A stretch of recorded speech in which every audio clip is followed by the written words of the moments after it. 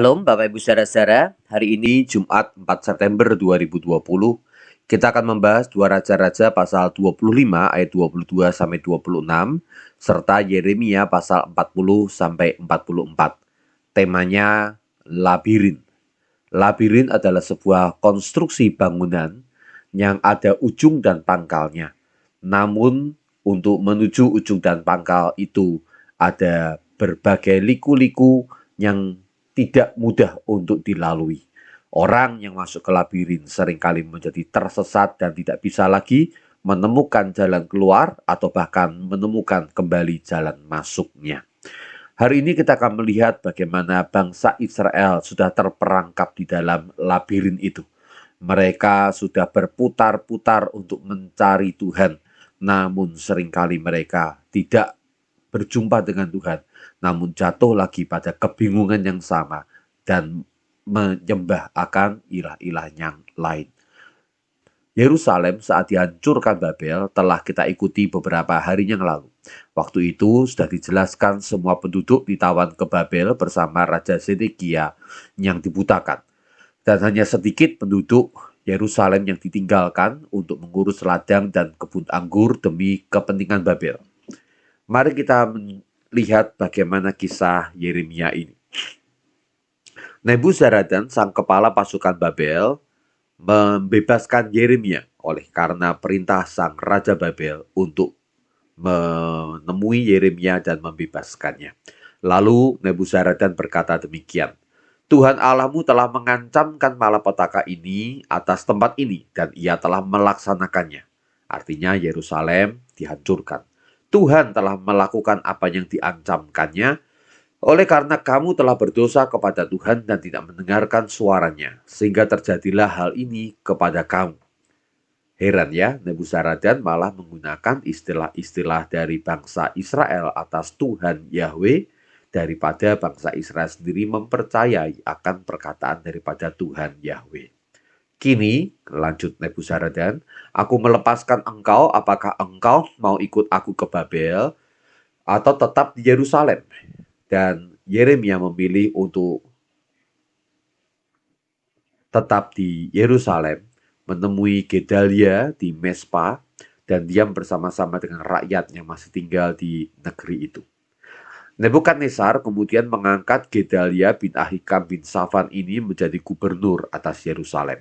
Beberapa waktu kemudian, Ismail bin Netaya, Yohanan bin Kareah, Seraya bin Tanhumet, orang Netova, dan Yaazanya, anak orang Ma'aka, bersama dengan anak buahnya menghadap Gedalia di Mizpah. Dalam pertemuan itu, Gedalia bertindak sebagai wakil bangsa Mesir, memberikan janji untuk melindungi mereka jika mereka mau bekerja sama dengan Babel dan tetap tinggal di Yerusalem. Mereka diminta untuk bekerja mengumpulkan hasil anggur, buah-buahan, dan minyak. Dan semua orang Yehuda yang mengungsi ke Moab di antara Bani Amon, di Edom, dan negeri-negeri lain, mereka semua juga kembali masuk ke Yehuda. Dan di bawah pengaturan Gedalia, mereka bekerja mengumpulkan hasil anggur dan buah-buahan yang sangat banyak. Suatu kali Yohanan bin Kareah dan semua panglima tentara yang berada di luar kota Yerusalem, mereka datang kepada Gedalia di Mizpah dan memberitahukan bahwa Baalis Raja Amon telah bersekongkol dengan Ismail bin Netanya untuk membunuh Gedalia. Namun Gedalia tidak percaya.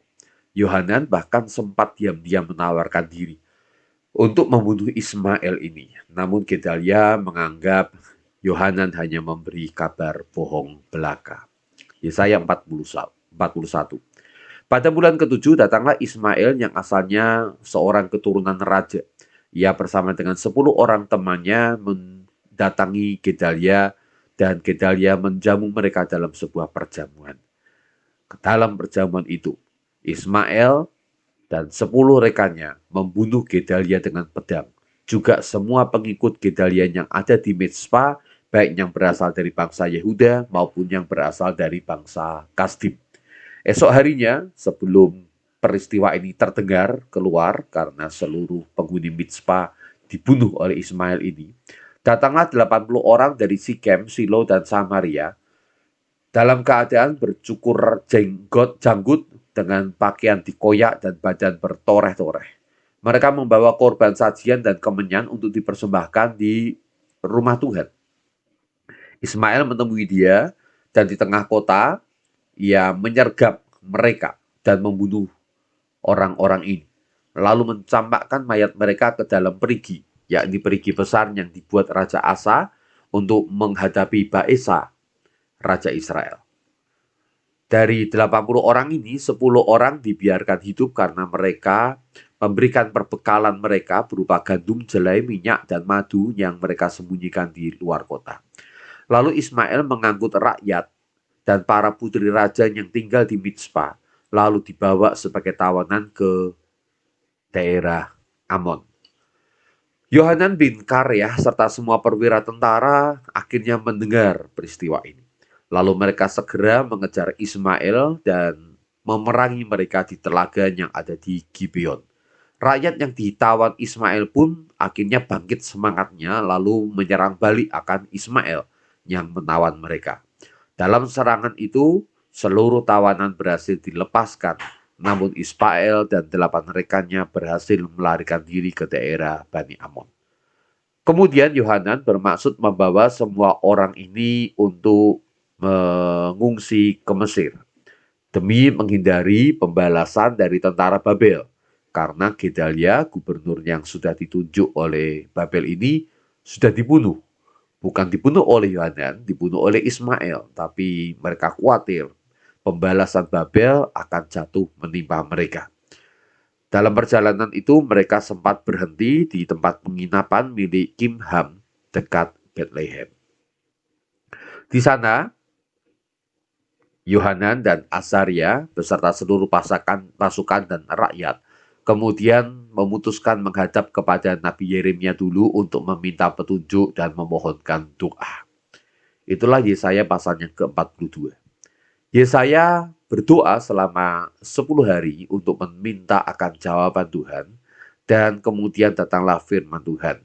Isinya meminta Yohanan dan seluruh rombongan untuk menetap di Yerusalem dan Raja Babel pasti akan mengampuni dan tidak akan menghukum mereka. Sebaliknya, jika mereka berangkat ke Mesir, maka mereka akan mati oleh pedang, kelaparan, dan penyakit sampar. Lalu kemudian, inilah kata-kata Tuhan, saya akan kutipkan dari ayat 19-21. Tuhan telah berfirman kepadamu, hai sisa Yehuda, janganlah pergi ke Mesir. Camkanlah sungguh-sungguh bahwa aku memperingatkan kamu pada hari ini. Kamu telah menipu dirimu dan membahayakan nyawamu ketika kamu mengutus aku kepada Tuhan Allahmu dengan berkata, berdoalah untuk kami kepada Tuhan Allah kita dan beritahukanlah dengan tepat kepada kami apa yang difirmankan Tuhan Allah kita, supaya kami melakukannya. Tetapi sekalipun aku memberitahukannya kepadamu pada hari ini, kamu tidak mendengarkan suara Tuhan Allahmu, yaitu tidak menuruti segala sesuatu yang disuruhnya kusampaikan kepadamu. Dan benar itulah yang terjadi. Setelah nubuatan Yeremia disampaikan kepada Yohanan dan teman-temannya, Yesaya 43 mencatat peristiwa berikut. Setelah Yeremia menyampaikan firman Tuhan, berkatalah Azaria dan Yohanan serta semua orang congkak kepada Yeremia. Engkau berkata bohong. Tuhan Allah kita tidak mengutus engkau untuk berkata, janganlah pergi ke Mesir untuk tinggal sebagai orang asing di sana. Pastilah baru bin Neria yang menghasut kamu untuk menyerahkan kami ke dalam orang-orang Babel itu. Lalu Yohanan mengumpulkan seluruh sisa Yehuda dan tetap membawa mereka ke Tahpenas di Mesir. Maka datanglah firman Tuhan kepada Yeremia di Tahpenas. Jadi Yeremia dipaksa ya setelah menyampaikan akan nubuatan ini, ya dipaksa oleh Yohanan dan rombongannya untuk berangkat ke Mesir juga. Dan firman Tuhan datang kepada Yeremia di Tahpenas ini demikian. Ambillah di tanganmu batu-batu besar dan sembunyikanlah itu di tanah liat dekat pintu masuk istana Firaun di Tahpanhes, di hadapan mata orang-orang Yehuda itu. Lalu katakanlah kepada mereka, aku mengutus orang menjemput Nebukadnezar supaya ia mendirikan tahtanya di atas batu-batu yang telah kusuruh sembunyikan ini dan membentangkan permadani kebesarannya di atasnya. Maka ia akan datang memukul tanah Mesir, membunuh kalian dengan pedang, membakar kuil dewa-dewa Mesir, dan mengangkut rakyat sebagai tawanan. Yesaya 44. Israel menyembah berhala di Mesir. Firman Tuhan untuk semua Yehuda yang diam di tanah Mesir, di Migdol, di Tahpanhes, di Memphis, dan di tanah Patros. Tuhan membinasakan Yehuda karena menyakiti hati Tuhan dengan menyembah berhala. Mengapa sekarang mereka berani lagi menimbulkan sakit hati Tuhan dengan membakar persembahan-persembahan untuk dewa-dewa Mesir? Jadi Yeremia mengingatkan bangsa Israel, kita ini mengalami kesulitan ditindas oleh bangsa lain, bahkan dihinakan karena kita meninggalkan Tuhan. Ternyata bangsa Israel tatkala mereka akhirnya sampai ke Mesir, benarlah mereka justru akhirnya menyembah kepada dewa Mesir dan tidak lagi menyembah beribadah kepada Tuhan Yahweh. Itulah sebabnya mengapa Yeremia diperintahkan untuk mengatakan bagaimana kalian ini bangsa Israel bukannya bertobat kepada Tuhan namun justru balik lagi pada dosa yang sama, yaitu menyembah berhala. Sudah lupakah dengan kejahatan nenek moyangmu dan kejahatan raja-raja Yehuda? Maka inilah kata Tuhan, aku akan mencabut sisa Yehuda, mereka yang ke Mesir akan mati di sana. Dan tidak ada seorang pun yang dapat kembali ke tanah Yehuda, kemana hati mereka sangat rindu untuk diam di sana, kecuali beberapa orang pengungsi saja. Semua laki-laki berkata demikian, kami tidak akan mendengarkan engkau. Kami akan terus melakukan segala korban kepada Ratu Sorga dan dewa-dewa.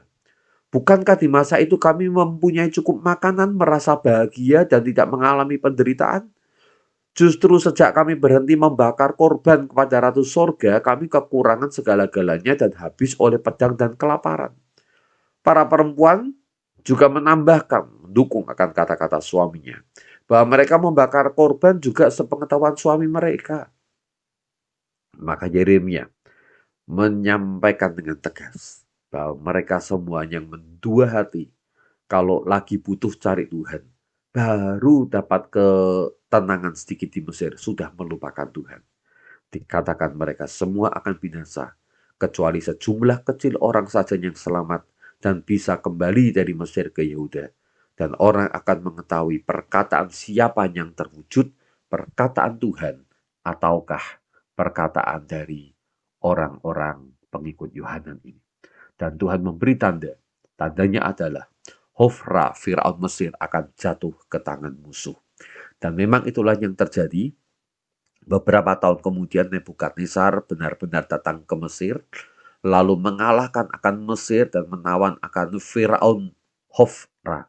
Dan pada saat itu pula lah, selain membinasakan bangsa Mesir, seluruh orang-orang Yehuda yang tinggal di Mesir pun dibinasakan, kecuali tertinggal beberapa orang yang kemudian bisa berbalik lagi ke Yerusalem.